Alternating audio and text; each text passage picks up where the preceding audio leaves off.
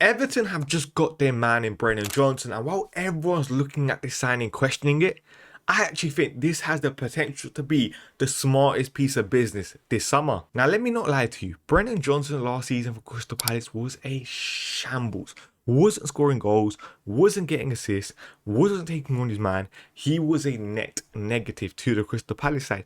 And that's not me giving my opinion. That's me giving but a fact. You guys can see the numbers on the screen here, which looks at his final product numbers from last season. Red percentiles everywhere. You guys can see non-penalty XG plus open play expected assist numbers in the reds. One of the worst wingers statistically in the league last season. So why have Everton actually taken a punt on him? Let me show you these exact same numbers from the year before. Now, you guys can see the graphic on the screen here, which looks at the 24-25 season when he was at Tottenham. These exact same numbers. And now all of a sudden you guys can see green percentiles everywhere. Non-penalty XG, like I said, plus open play expected assist numbers are looking a lot better. Brennan Johnson has this ability in his game. We just never saw it last year for Crystal Palace. And it could be a variety of different reasons. Is Brennan Johnson a top class player? Probably not. Was the Crystal Palace environment the best suited for it? Probably not either. Sometimes things just don't work out. And Everton might just be the perfect club to get Brennan Johnson back to these levels. Now, let me address the elephant in the room. If it sounds like I'm whispering in this video, I am. I'm on holiday, guys. You guys just have to understand the situation. And before anyone says anything to me about that picture in the room, it's not me that chose it. You guys know how hotels work. You just turn up. The picture's already there before you. So don't say anything about that. But anyway, let's get back into talking about Brennan Johnson, because I think it's very important to understand the type of winger he is. Is he someone that's going to be a very good creator, drive with the ball? No, that's never been his game. You guys can see this graphic on the screen. This looks like where Brennan Johnson advanced the ball last season and created threatening actions with his passes or carries. Pretty much non-existent from both sides. But there is one thing that stands about Brennan Johnson, and that is his movement in the final third is very good. And like I said, last season, we pretty much did not see. You guys can see his shooting numbers last season. Red percentiles everywhere. But the year before was actually extremely impressive from Brennan Johnson, where you guys can see he's in the top echelon of wingers in and around Europe for, let's say, his shooting metrics. You guys can see big chances. He's in the top 6 percentile for wingers in Europe. Non-penalty XG, again, very high. Now, one thing we've always said that Everton lack is goals. Brennan Johnson helps that in terms of his movement in and around the final third, in and around the penalty box is very good.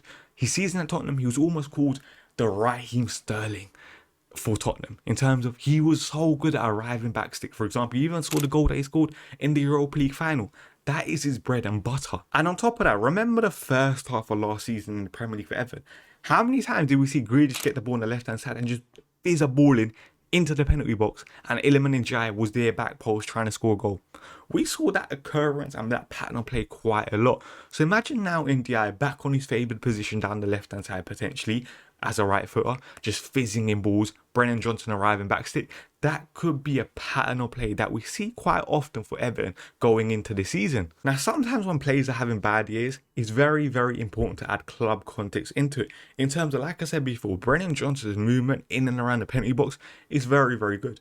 But how many times did Crystal Palace actually create opportunities where they got Johnson in those positions? Not a lot. You guys can see his shot map here from last season in the Premier League. He only had 6 shots above 0.10 XG. That's not a lot. He was not getting big chances. He wasn't missing them. It was a really bad year in terms of him actually getting chances for him to take. For example, 2 years ago, the 23-24 season, he actually missed 17 big chances. That's something you can criticize Brennan Johnson with in terms of he's missing sitters or chances they expect him to score. But last season at Crystal Palace, I just don't think that was the case. Now, let's add some further context to the signing in terms of Brennan Johnson's not coming in expected to start week in, week out for Everton. That's just not the case. Everton have players out wide that can perform. The likes of Iliman Ndiaye is still at the club. He's turned down the Saudi move. Tyreek George's last pre-season game against Newcastle had a very good game, got himself on the score sheet. Tyler Dibbling has also had a very good pre-season.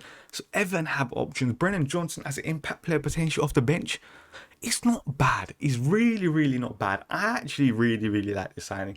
Let's see how it turns out. Again, sometimes you just have to buy the dip. Everton have bought the dip. Let's see where Brennan Johnson could potentially rebound to, because he's just nowhere near as bad of a player as we saw last season. Let's see, a fresh environment sometimes just works out beautifully, and I have a lot of faith in the signing. If you guys enjoyed this video, make sure you give it a like, subscribe to the channel, and we'll be back soon.